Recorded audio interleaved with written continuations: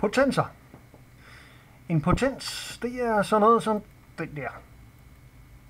Der kom den. 7 i tredje. Der står et tretal sådan lidt op til højre. Og det er skrevet med en lidt mindre skrift. I sådan en potens, der er syvtallet. Det er det, der hedder grundtallet.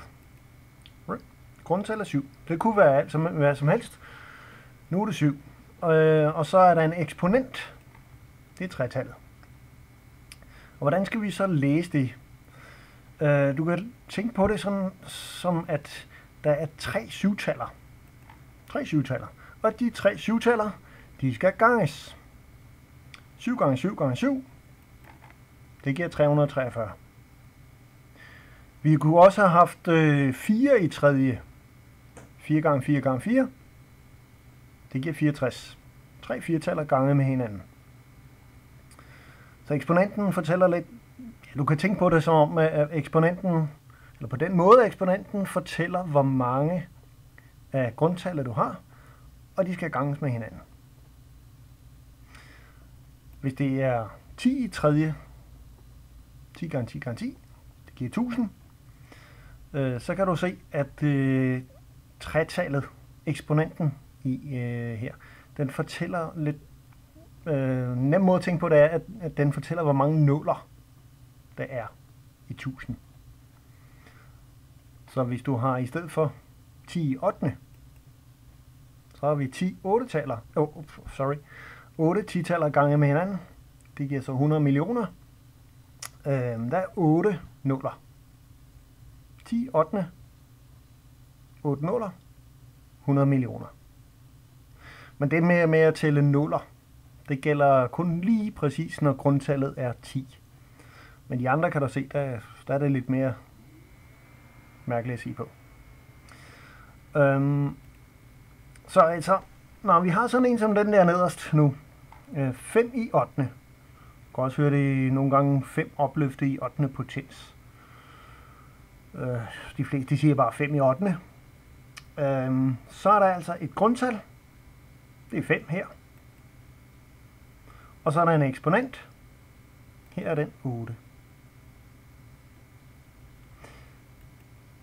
Og det giver så 300, altså 5 8-taller gange med hinanden. Det giver så 390.625.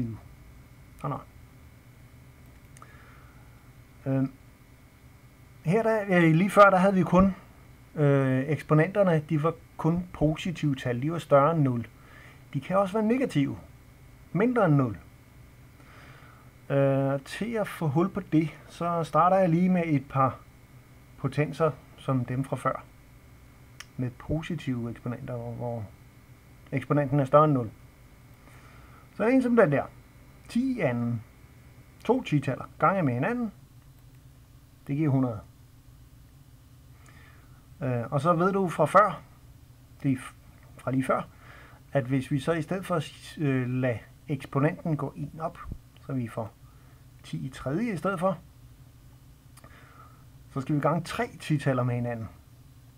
Så jeg ganger altså med 10 en gang mere. 10 i anden gange med 10, så får jeg 10 i tredje. Og det giver så 1000. Så vi ganger med grundtallet en gang mere, når eksponenten går 1 op. Hvis jeg nu skal den modsatte vej, jeg skal ned, eksponenten skal nedad, fra 3 til 2, så skal vi gange med 10 en gang mindre. Eller vi kan også sige, at vi dividerer med 10. 1000 dividerer med 10, det giver 100. 10 i tredje dividerer med 10, det giver 10 i anden. Og den sidste logik her med at gå nedad, den fortsætter vi lige. Hvis vi nu går ind i et skridt ned, så eksponenten går et skridt længere ned, så får vi 10 i første. Og hvad nu det? Hvordan var det hvordan skal vi forstå det? Ja, når vi gik nedad, så skulle vi dividere med 10. 100 divideret med 10, det giver 10. Så er 10 første, det er åbenbart 10. Men det passer jo også meget godt med det, jeg sagde før, at eksponenten, det her et-tallet, det fortæller, hvor mange vi har af grundtallet. Så 10 første, det fortæller altså, at vi har et 10-tal. Det er 10. Og så skal jeg lige have den der på også, for at holde logikken. Hvis vi så lader eksponenten gå ind yderligere ned, så får vi 10 i 0. Giver det nogen mening? Ja, det gør det. Hvordan var det, vi skulle gøre? Vi skal dividere med 10. Dividere med grundtallet. 10 divideret med 10, det giver 1. Og her ser du så, at en potens, hvor du har grundtallet opløftet i 0, det giver altid 1. Fordi det er tallet, grundtallet divideret med sig selv. Det er det altid, uanset hvad grundtallet er. Her er det 10, men det kunne være hvad som helst. Og så skal vi lige have den der på igen, for at holde logikken. Og vi lader eksponenten gå ind yderligere ned. Så får vi 10 minus første. Og hvordan finder vi ud af, hvad det er? Vi dividerer med grundtallet. 1 divideret med 10. Det giver 0,1. Fint på. Vi lader eksponenten gå ind længere ned. Så får vi 10 minus 2. Det giver 0,01. Fordi 0,1 divideret med 10 giver 0,01. Og sidste gang, 10 minus 3, det er så 0,001. En tusindedel. Og du kan se her også med negative eksponenter, minus 3 her til sidst, der fortæller tretallet, det fortæller igen, hvor mange nuller er der. Nu er der så bare et komma før et-tallet. Ja. Her der er, og det med antallet nuller, det gælder kun, når grundtallet er 10. Men det er det i nogle af de ting, du kommer til at bruge det til, der er det smart at bruge grundtallet 10. Det gør nogle ting nemmere at regne med. Nu kunne det også være, jo, at vi ikke lige har sådan et pænt 10-grundtal. Det kunne være for eksempel, at grundtallet var 7. Her er vi så 7 i anden. Så er der 2 syvtaller. 7 gange 7 giver 49. Og 7 i tredje. 7 gange 7 gange 7. Ganger med 7 en gang mere. Så giver det 343. Samme logik som med 10-tallerne. Hvis jeg går op, eksponenten går ind op, så ganger jeg med grundtallet en gang mere. Hvis eksponenten går ind ned, så dividerer vi med grundtallet. 343 divideret med 7, det giver 49. Og hvis vi fortsætter samme logik, ligesom vi gjorde lige før, eksponenten går ind ned, så skal vi dividere med 7. Og 49 divideret med 7, det giver 7. 7 første, det er 7. Og en gang til, ligesom du så det før, eksponenten, når den er 1, så er der kun et syvtal. Og den pil skal også lige på igen. Stadig, hvis vi lader eksponenten gå ind ned, 7 i 0, så får vi 7 divideret med 7. Det giver også 1. Ligesom før. Et tal opløftet i 0. potens giver altid 1.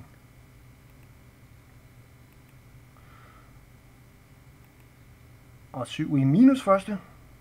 Så har jeg så 1 divideret med 7.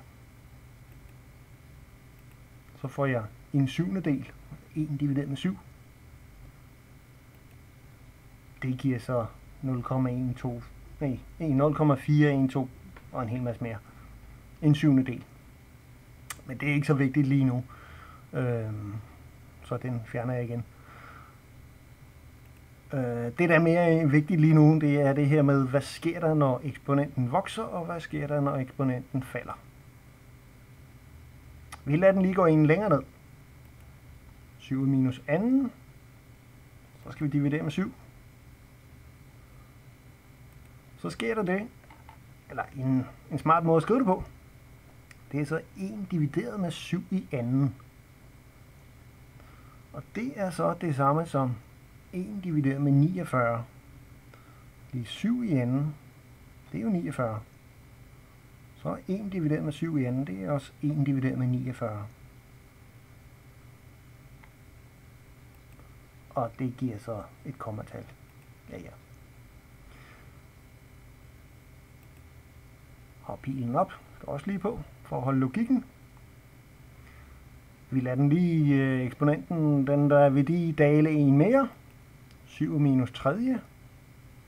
Skal vi dividere med 7 en gang yderligere. 1 divideret med 7 i 3. 1 divideret med 343.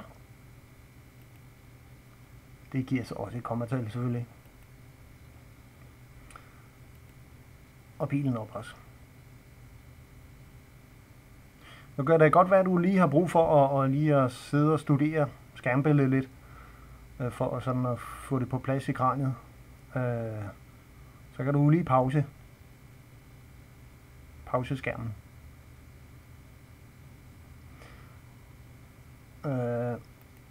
Det kan også være, vi har nogle det der hedder så vilkårlige eksponenter. Lige før der var eksponenterne, det tallet der står lidt op til højre, det var sådan nogle pæne tal. Det var ikke komma noget som helst, det var bare hele tal. Men vi kan også have nogle kommatal som eksponenter.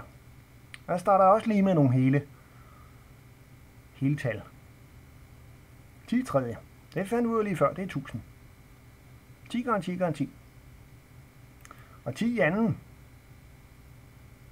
det giver 100. Nu kan du så, hvis du har sådan en eksponent der, den er ikke særlig pæn. Men det kan godt være, at du kommer ud for at bruge den alligevel. Ikke lige den der måske, men altså en kommatalseksponent. 2,74, det ligger et sted inden mellem 2 og 3. Og så er det jo lidt svært den her med, hvordan har jeg 2,74 10-taller? Det giver jo ikke helt mening. Så her der holder forklaringen ikke helt. Jeg vil så ikke her forklare yderligere andet end at når du har en eksponent, der ligger inden mellem 2 og 3, så får du også et resultat, der ligger mellem 100 og 1000.